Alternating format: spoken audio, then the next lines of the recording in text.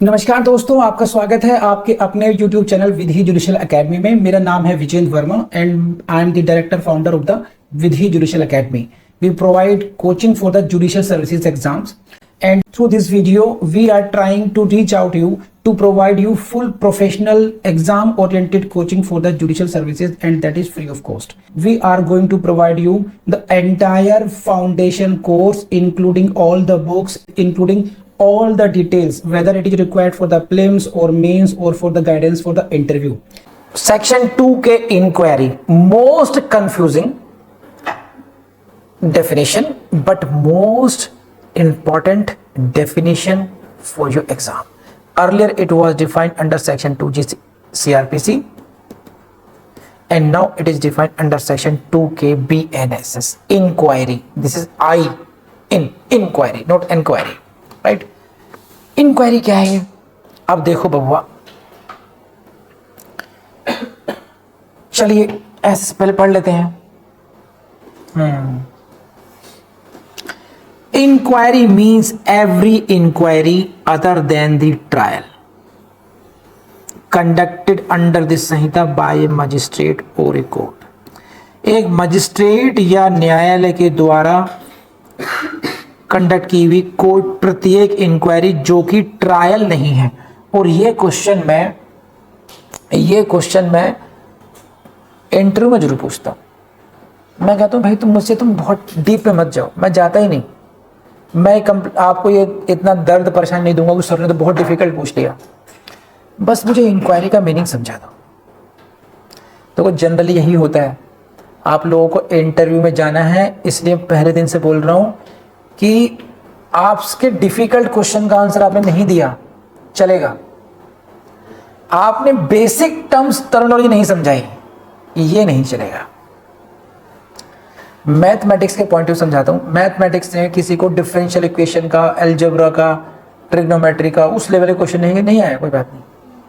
वो कहेंगे 5 का पहाड़ा सुना दो, नहीं सर सॉरी, 5 का पहाड़ा नहीं आता तुझे। ये ऐसी टर्मिनोलॉजी है जो डेफिनेशन वाली पार्ट है भाई, ये इसके बिना पढ़ा कैसे फिर आपने? मैं तो उससे बहुत बेसिक चीज पूछ रहा हूँ। इसी से आपकी पर्सनैलिटी जज हो जाती है इंटरव्यू में। जो इंटरव्यू का एग्जाम होता है बेसिकली वो आपकी नॉलेज का एग्जाम नहीं होता है। वो क्या एग्जाम होता है बताओ? That is the test of your personality, whether your personality is suitable to the post of the जज और नॉट। क्या आपका जो व्यक्तित्व है क्या वो जज बनने के अनुकूल है या नहीं है।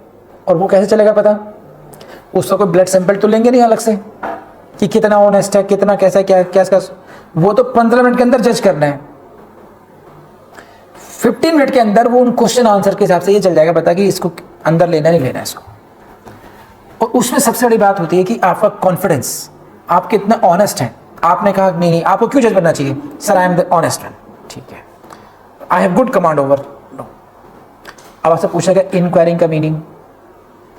अब आप घुमाए जा रहे हो एग्जामिनर को, आपको भी पता है कि इंक्वायरी का मीनिंग आप you are not clear in that के।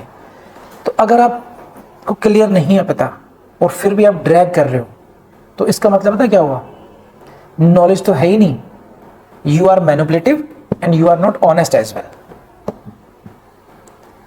समझे आप? कोई सोचेगा कि कहां से कहां ड्रॉ चली जाएगी बात। ऑनेस्ट नहीं है, क्यों? क्योंकि आपको पता है कि आपको नहीं आता फिर भी आप एडमिट नहीं कर रहे। लेकिन आप कहें अगर I am extremely sorry sir, है ना, I should have known the answer but at present I am not able to recollect it precisely. नहीं देखो, लड़का कम से ईमानदार तो है, कोई बात नहीं बेटा आगे पूछते।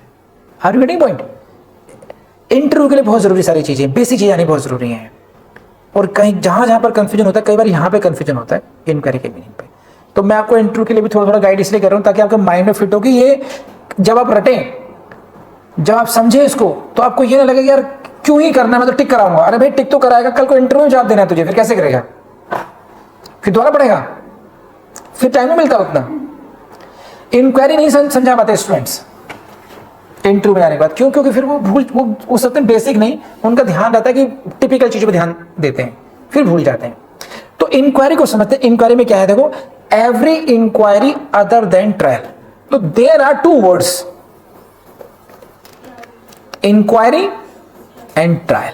You need to understand. देखिए तो basically These are the proceedings conducted by the magistrate, or you can say court. One is inquiry and second is trial.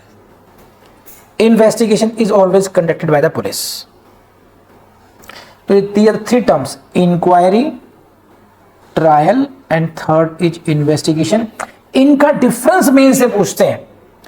What is the difference between inquiry and investigation? What is the difference between inquiry and trial? इस तरीके से. तो these are the terms inquiry and trial. These are the judicial proceedings conducted by the magistrate or the court.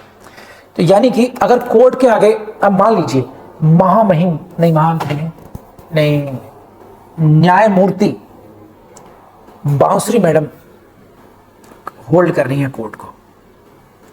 व्रत भाई साहब आए, क्या चल रहा है ना? तो अब क्या होगा? इंक्वायरी है, ट्रायल है. ये जो भी प्रोसीडिंग्स चल रही हैं उनको हम क्या कह सकते हैं? या तो वो इंक्वायरी होगी या वो होगी ट्रायल. अब बात समझ रही है आप लोग क्या होगा? तो जुडिशियल प्रोसीडिंग्स को हम दो भागों में डिवाइड कर सकते हैं. One is inquiry and other is trial. अब ये जो ट्रायल है, ट्रायल में क्या होता है? ट्रायल में इसका जो एंड है, जो कल्मिनेशन है, if either it is acquittal, either conviction और एक्विटल.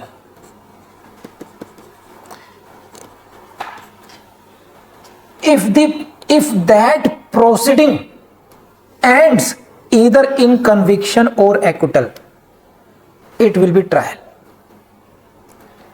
लोगों को पता चलता नहीं है भाई, जज साहब ही हैं, पूछताछ ही कर रहे हैं, मुझे कैसे चलेगा पता? इंक्वायरी कर रहे हैं, ट्रायल कर रहे हैं. वही जज, वही फर्नीचर, वही वकील. क्या है ट्रायल इंक्वायरी है? हाँ ये है. अब पूछेंगे अच्छा इसका जो एंड कहां होगा? What is the purpose of this proceeding? If the proceeding will end either in conviction or in acquittal, you can safely say this is the part of trial. ये ट्रायल चल रहा है, राइट? एंड यू ट्रायल को हटा दीजिए आप. अब आप डेफिनेटली देखिए, every inquiry other than trial, if you minus trial what remains is inquiry. Other than trial, every inquiry other than trial. तो first of all you identified what do you mean by trial. Trial समझ में आ गया है ना? सही है. जो proceedings है, मल्टीपल प्रोसीडिंग्स चल रही हैं, उनमें से ट्रायल बाहर निकाल लीजिए, जो बचेगा वो इंक्वायरी होगी. ट्रायल को कैसे आइडेंटिफाई करेंगे? Which will and in either conviction और एक्विटल, राइट? तो जनरली ये बड़ा टेक्निकल है. It starts after the framing of charge. Trial starts when? जब हम चार्ज फ्रेम हो जाते हैं तब क्वेश्चन पूछा जाता है एक्यूज से, डू यू प्लीड गिल्टी और क्लेम ट्रायल. समझे? चार्ज जब फ्रेम होते हैं एक्यूज के खिलाफ तो कोर्ट में पूछा जाता है कि तुम अपनी गलती को मानते हो या ट्रायल क्लेम करते हो. इसका मतलब ट्रायल तो अभी तक हुई नहीं. अगर क्लेम कर रहे हैं ट्रायल अब शुरू होगा. स्टूडेंट को यही समझ में नहीं आता. क्यों? जरा आप जाइए बीएनएसएस में जो ट्रायल वाले चैप्टर्स हैं, पहले तो था 225 से स्टार्ट होता है, सीआरपीसी में था 225, अब मेरे ख्याल से 245 से कर दिया होगा. देखो कहां से. इंक्वायरी एंड्स इन, इंक्वायरी में बी फॉर एनीथिंग. भैया रिया यही तो समझा रहा हूं, इंक्वायरी का कोई डिफाइंड एंड नहीं है. इंक्वायरी किस लिए हो सकती है? एज डिटर्मिनेशन के लिए हो सकती है. इंक्वायरी में भी for the proper identification of any document हो सकती है. There may be so many purposes for inquiry. अभी क्या है? 271 से स्टार्ट हो रहा है ट्रायल, अब 248 से हो रहा है. तो इन्हीं जो ट्रायल के प्रोविजन है, सुनो जो मैं कहना चाह रहा हूं आपसे, बात समझिए. रिया मेरी बात समझ नहीं? देखिए इंक्वायरी का कोई एक पर्पज नहीं होता है. जैसे ट्रायल का पर्पज क्या है? कन्विक्शन और एक्विटल. इंक्वायरी के देर में भी मल्टीपल पर्पजेस. जैसे मान लीजिए ट्रायल चल रहा है, ऐसे करते हैं, समझो बात को रिया. एक ट्रायल चल रहा है, ड्यूरिंग ट्रायल डिफेंस ने कहा कि अरे जनाब, जिसको आप एक्यूज मान रहे हैं तो जुवेनाइल है, इसकी तो एज 18 से कम होनी चाहिए. अब क्या होगा, एज डिटर्मिनेशन के लिए एक इंक्वायरी स्टार्ट हो जाएगी। तो ये जो प्रोसीडिंग्स होंगी टू डिटरमाइन द एज, ये कहलाएगी इंक्वायरी कहलाएगी, राइट। ये है उस तरीके से। तो कोई एक, जैसे ट्रायल में हमने कहा कि बस only one point determining point है, एंड्स इन कन्विक्शन कैपिटल, ऐसा किस इंक्वायरी में नहीं है। इसीलिए उन्होंने डिफाइन किया कि every inquiry other than trial, trial से अलग जो होगा, conducted under the Sanhita by the magistrate और कोर्ट, या तो कोर्ट कंडक्ट करेगी या मजिस्ट्रेट कंडक्ट करेगा। इट मींस कोई भी एडमिनिस्ट्रेटिव ऑफिसर नहीं करेगा, पुलिस ऑफिसर नहीं करेगा। आप कर लेंगे आप लोग? हाँ, मैं आपसे ही बोल रहा था, आपको please go to section 248, section 2 chapter 19, chapter 19 देखिए बेयर एक्ट में, ये मिलेगा आपको trial before court of session. हो गया। उसी तरीके से आप चैप्टर 20 देखिए, ट्रायल ऑफ वारंट केसेस, मिला। तो इसको पढ़ करके ऐसा कहेंगे आप कि ये सारे चैप्टर जो प्रोसीडिंग्स हो रहे हैं ट्रायल का पार्ट होना चाहिए, है कि नहीं है। जो चैप्टर में ट्रायल है, और ये कहां से स्टार्ट होता है, 248 से स्टार्ट हो जाता है, 248 से। लेकिन ध्यान रखना, trial begins after the framing of charge. बोलो हाँ ना। तो इट्स ऑल सेक्स, मतलब मैं बहुत टेक्निकली बता रहा हूँ, माइन्यूट में जाके बता रहा हूँ आप लोगों को, कि अगर कोई टेक्निकल पूछते कि from which point you can say this ये जो इंक्वायरी रहे, ट्रायल हो गई, जब चार्ज फ्रेम हो जाएंगे उसके बाद का जो प्रोसीजर होगा that will be called trial. अब तो मेरे ख्याल से कंफ्यूजन नहीं होना चाहिए आप लोगों को।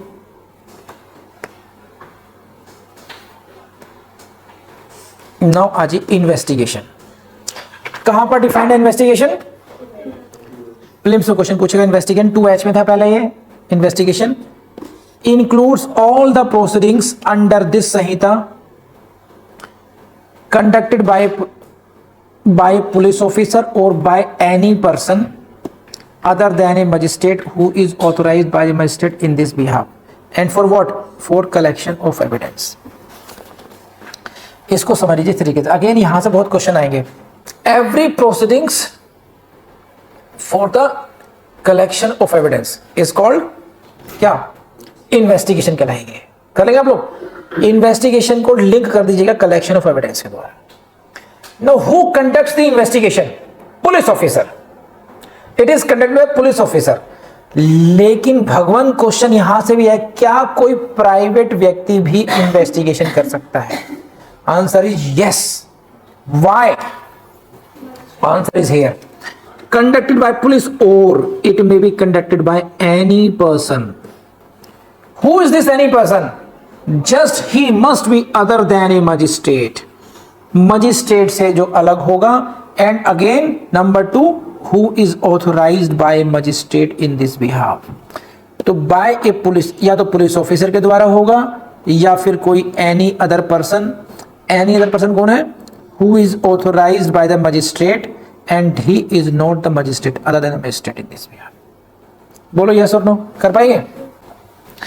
एक्सप्लेनेशन पर आ जाइए। यही एक्सप्लेनेशन है इसका। मैं क्रॉस चेक कर रहा हूं क्योंकि ना मुझे शक हो रहा है इस पर। मतलब कई बार क्या होता है ना, इस पर जिससे पता है ड्राफ्टिंग कैसे होती है? ड्राफ्टिंग ऐसे होती है, लॉ मिनिस्ट्री हो गई, लॉ डिपार्टमेंट हो गया, वहां भेजेंगे, वहां पर सीनियर ऑफिसर, सेक्रेटरी, फिर एडिशनल सेक्रेटरी, जॉइंट सेक्रेटरी, फिर डिप्टी सेक्रेटरी। डिप्टी सेक्रेटरी ने भेज दिया किसको? एसएओ को, सीनियर एडमिनिस्ट्रेटिव ऑफिसर, फिर बाद में वो भेजेगा रिव्यू ऑफिसर को, जो क्लरिकल काम, करो ड्राफ्टिंग, और एक दो लीगल ऑफिसर्स को ओएसडी बना करके वो ओवर्स कर देते हैं। ये उसकी ड्राफ्टिंग दिखती है मुझे, जहां किसी ने दिमाग लगाया नहीं। जरा इस एक्सप्लेनेशन को देखो, हम क्या डिफाइन कर रहे थे? इन्वेस्टिगेशन से कोई इसका कनेक्शन हो तो मुझे बता दो कि why this explanation is here. Explanation is always given to explain something, to relate something with the main provision. इन्होंने कुछ मुझे डबल क्रॉस पहले भी चेक करना पड़ा, अभी भी तो एक सेकंड लेके मैं क्रॉस चेक करता हूँ कि कहीं ऐसा ना मैंने ही गलत ले लिया हो। देखो क्या लिखा है इन्होंने एक्सप्लेनेशन में, where any of the provisions of a special act are inconsistent with the provisions of this Sanhita the provisions of the special act shall prevail. अब नाउ यहां पर क्या है कि there is a special act और एक हमारी होगी general procedure law that is this Sanhita, कि अगर इनके प्रोविजंस इनकंसिस्टेंट होंगे, who will prevail? Naturally in every case special law prevails over the general law. तो अगर ये कह रहे हैं कि अगर स्पेशल एक्ट के प्रोविजंस कॉन्ट्राडिक्ट करते हैं, इनकंसिस्टेंट है with the provisions of this Samhita, in that case provisions of the special act shall prevail. बात समझ में आ गई? लेकिन मुझे कोई समझा पाएगा आप में से कि why this expression is given here, how it is related with the investigation?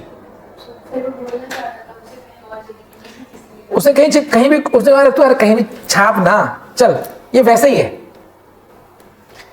ना। एक इन्होंने वो पहली गलती मैंने वो निकाली, इन्होंने जो पहले सेक्शन नंबर 1 में था, it extends to the whole of India. BNS है किसके? बीएनएस है, देख रहे उसमें फिर भी दे रखा था provisions of this Sanhita shall also apply to any offence committed within the India, फिर भी दे रखा है उसमें। बीएसए सर स्पेशल लॉ का इन्वेस्टिगेशन प्रोसेस डिफरेंट होता है। अब स्पेशल लॉ का सभी कुछ बात इन्वेस्टिगेशन की नहीं हो तो जनरल बात है, स्पेशल लॉ का इन्वेस्टिगेशन प्रोसेस डिफरेंट होता है। देखिए स्पेशल लॉ में इन्वेस्टिगेशन नहीं, वो ट्रायल का भी अलग हो सकता है, वो everything can be special in that case, only उसकी नहीं है। ये तो जनरल क्लॉज थी, इनको अलग से ही एक सेक्शन का पार्ट बना करके 3 का पार्ट करना, तब उसमें बताना चाहिए था इसको, यहाँ पर एक्सप्लेनेशन के रूप में नहीं देना चाहिए था, नहीं तो उसको इन्वेस्टिगेशन से बता देगी in case investigation provided by the special act, ऐसा कुछ करते हैं। तो एनीवेज हम इसमें नहीं जाते हैं, लेकिन आप लोग ध्यान रखना, आप कंफ्यूज मत होना, ये इन्वेस्टिगेशन का ही एक्सप्लेनेशन है। अब आपको जब प्रीलिम्स में एग्जाम में अगर आपको आ गया तो आप यही लिखेंगे, एग्जाम में ऐसा ही करेंगे। बात समझ में आ रही है? कर लेंगे आप लोग। आपने एक बात नोट की होगी कि आपने जो बचपन में याद किया, जैसे टेबल याद की या रिलीजियस कुछ आपने कोई आरती, कोई नमाज, कोई गायत्री मंत्र याद कर रखा होगा, तो आपको हमेशा याद रहता है। वो क्यों रहता है? क्योंकि रिवीजन बहुत किया होगा। उसी तरीके से मैक्सिमम फेलियर्स इसलिए होते हैं, ध्यान रखना, कि लोग याद नहीं करते, केवल पढ़ते जाते हैं। तो दोस्तों आप ये गलती बिल्कुल नहीं करेंगे। जितना भी आपने पढ़ा है आप खुद से पूछना कि आपको वो याद हो गया है नहीं हो गया। आप उस दिन जज बनेंगे जिस दिन आपको ये सारा जो ज्ञान आपको दिया जा रहा है वो टिप्स पर ऐसे होना चाहिए जैसे 2 का टेबल। ये मत भूलिएगा। और without wasting time please go to the next video. Thank you very much.